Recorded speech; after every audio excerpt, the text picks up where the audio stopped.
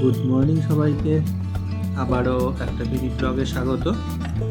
এখন ক্রস করছি এই গড়ের মাঠ চত্বর, আর এবারে ডেস্টিনেশন জোকা পৈলানের স্বামীনারায়ণ টেম্পল। তো এইভাবে রাইড করতে করতে ভগবান স্বামীনারায়ণের ব্যাপারে কিছু তথ্য শেয়ার করা যায়।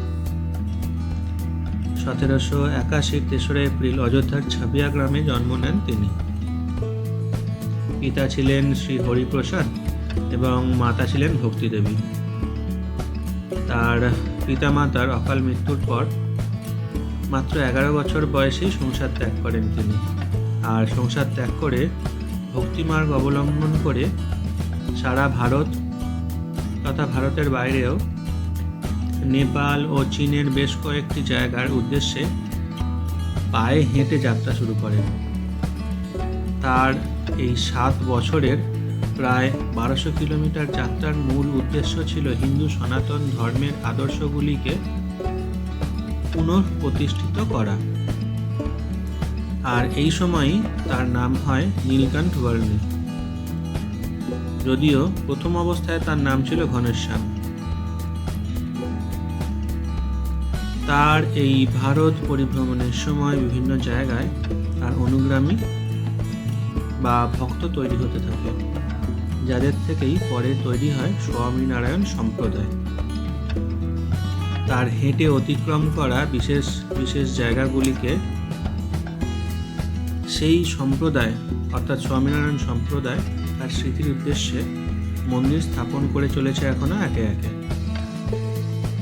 আর জোকা পৈলানের এই সুন্দর মন্দিরটিরও হিস্ট্রি বলতে বা ইতিহাস বলতে বলা যায়, এই জায়গার উপর দিয়েই তিনি যখন কপিল মুনির আশ্রম মানে গঙ্গাসাগরের কপিল মুনি আশ্রম দর্শনে যাচ্ছিলেন, এই জায়গা অতিক্রম করেই তিনি যান এবং এই জায়গাতেই এই মন্দিরের স্থাপন করেন এই স্বামীনারায়ণ সম্প্রদায়।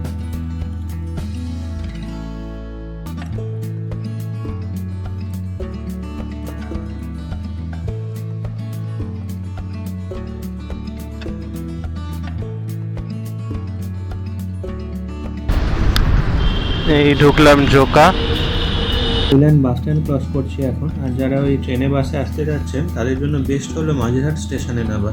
আর মাঝেরহাট স্টেশন থেকে যদি 235 বা 83 এই বাসগুলো পেয়ে যান, তাহলে কিন্তু একদম স্বামীনারায়ণ টেম্পলের গেটে নামতে পারবেন। আর তাছাড়াও ওখান থেকে মাঝেরহাট স্টেশন থেকে টোটো অটো রিজার্ভ করেও চলে আসতে পারেন, খুব একটা বেশি দূর নয়।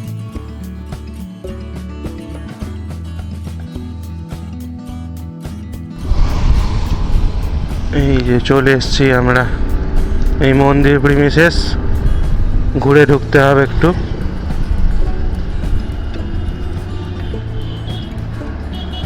এই 2 নম্বর গেট দিয়ে আমরা ঢুকছি।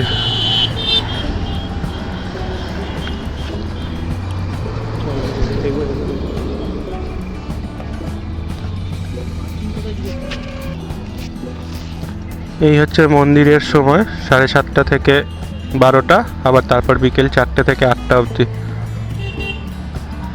আরতির সময়। তো এই গেট 2 দিয়ে আমরা ঢুকছি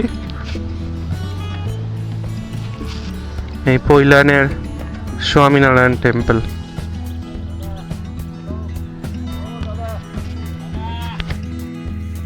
কলকাতা মহানগরের স্বামী মহারাজ এই মন্দিরটি প্রতিষ্ঠা করেন। 2014 সাল থেকে খুলে দেওয়া হয় এটি ভক্তদের জন্য। প্রায় 200 একর জমির ওপর বেষ্টিত, প্রধানত মার্বেল আর রাজস্থানের গোলাপি বেলে পাথর ও লাল পাথর ব্যবহার করে এই মন্দির আর মন্দির চত্বর সাজানো। অসাধারণ এবং অনবদ্য কার্যকলাপ রয়েছে মন্দিরটিতে খোদাই করা। আর মন্দিরের গর্ভগৃহে রয়েছে স্বামীনারায়ণ বা নীলকণ্ঠ বর্ণীর ছোট বালযোগী রূপের একটি সোনার মূর্তি, যেখানে জল অভিষেকও করা যায় এবং জল অভিষেকের সাথে সাথে কিছু প্রসাদও চাইলে বাড়িতে নিয়ে আসতে পারেন। সারা বিশ্বে স্বামীনারায়ণ টেম্পল রয়েছে 1250টি, আর এই কলকাতার পৈলানের এটিও তাদের মধ্যে একটি।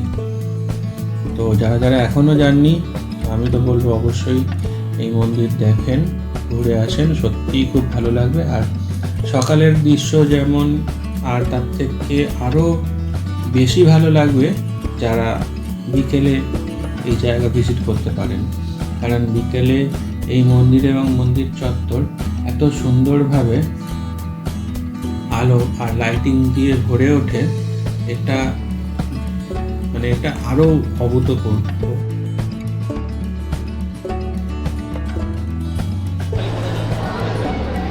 এখন বসে রয়েছি স্বামীনারায়ণ টেম্পলের এই ক্যান্টিন এরিয়া।